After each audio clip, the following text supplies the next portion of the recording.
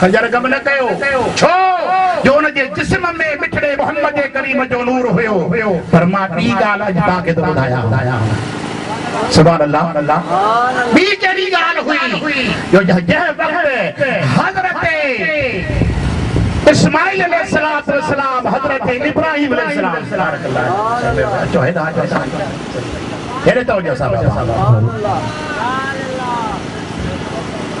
जॾहिं हज़रत इब्राहिम अलैहिस्सलाम हज़रत इस्माइल खे घर खां वठी वञे पियो तो उन वक्त हज़रत बीबी हाजरा पंहिंजे पुट इस्माइल अलैहिस्सलाम सां गॾु हली दर ते आई ऐं जॾहिं दर ते हज़रत इस्माइल मोकिलण लॻो पंहिंजी माउ खां त उते हज़रत बीबी हाजरा हिकिड़ो जुमिलो चयो त या इस्माइल तज़हब खैरा व तरजिउ खैरा इस्माइल मां दुआ थी घुराई त ख़ैर सां वींदे ऐं ख़ैर सां खैर सां वींदे ख़ैर सां पाण जेके माउ जी दुआ थियल हुजे त उहो कुझु थी सघे थो सुभान अल्लाह अज़ीज़ाने गिरामी न पुट जे वास्ते जेको मां पहिरियों मिसाल ॾिनोमांव पहिरें मिसाल में इहा जो हज़रत बीबी हाजरा पंहिंजे पुट हज़रत इस्माइल खे बचाइण जे वास्ते सफ़ा खां वठी करे मरवे ताईं डुक भरे थी मरवे खां वठी सफ़ा ताईं डुक भरे थी उमिरि करण वारा हज करण वारनि खे ख़बर आहे त काफ़ी मुफ़ासिलो आहे काफ़ी टाइम लॻंदो आहे काफ़ी पंध बीबी हाजरा जा पेर छिकी पिया पेरनि में ज़ख़्म पइजी विया खून पेरनि मां वहे पियो अज़ीज़ाने गिरामी पंहिंजे पुट खे बचाइण जे वास्ते पथरनि जे मथां भॼो पाणी ॻोल्हिया बचो बचाए पर करबला के मैदान के अंदर हिकड़ी खैमे के दरवाजे ते हिकड़ी खातून जंहिंजो नालो आहे हज़रत बीबी उम्मे रुबा जेकी झोली के अंदर सगीर बचड़ो वा खैमे के दर ते खयो बीठी खड़ी खड़ी इमाम हुसैन के सद करे थी हज़रत इमाम हुसैन जने पहुंचे थो अर्ज कई त सुना मां वा बीबी हाजरा लाया तो 7 दफा पांजे पुत्र के बचाने ले थजा पर मां उहा थमाई जो पांजे बच्चे के पाण खणी आया मता मुझो बच्चो रहजी वने अग में हिन जो नंबर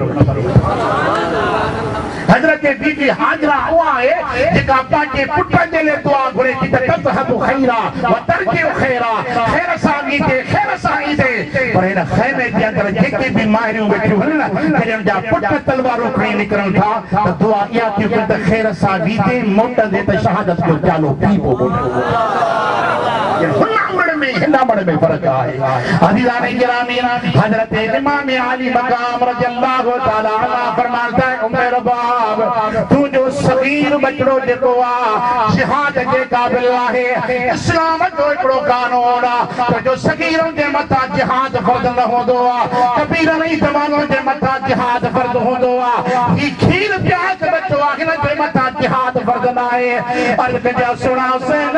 वाकई लगे दिल ते मथा जिहाद फर्ज कोने को पर मुखे शहादत की जरूरत आ मुखे रिफत की फजीलत की जरूरत आ मां ये थी कया जो क़यामत के दिहाड़े तेरे कब्र मां उठा दमो जो मारो भी शहीद की अमड़ में खड़े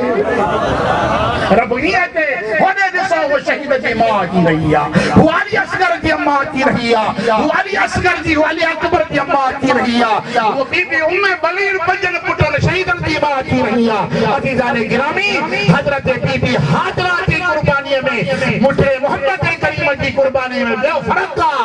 हाजरा की कुर्बानी दे थी रब की बारगाह में ये थी के तमोजा मौला मुझे पुत्र मुके मोटा है पर मिठड़े मोहम्मद करीम जा बचरा कुर्बानी था मौलान की कुर्बानी की सुभान मुजा अदा मुजा बा ये शरफ शान जो रब करीम ने लोआ महबूब करीम सल्लल्लाहु अलैहि वसल्लम के बचन के अता फरमाया उनन की कुर्बानी अहल बैत की कुर्बानी इन सगी उम्मत के वास्ते कुर्बानी आई दर्द पे चम अल्लाह के कानून मूजिब हजरत इमाम हसनैन करीमैन भी जन्नती ऐं उन जो घर भी जन्नत अल्हम्दुलिल्लाह पर असा जो दर्दी तो ही आ तो सजो मदीनो जन्नत सुभान अल्लाह अब आया ना सजो मदीनो जन्नत पर एकड़ो कब्रिस्तान जो टुकड़ो उन जो नालो जन्नतुल बकी जन्नतुल ऐं बकी जी माना चाहे बक़ियतुन इनके माना छा है? तो इनकी माना है तो हमेशा वारी जन्नत। सुभान अल्लाह। महीने चले न, साल चले न, 5 साल चले न, एक सदी मिल से ना जन्नतुल बक़ी माना हमेशा चले जन्नत। जेको हिते दफन थियो वो हमेशा जन्नत ही आहे।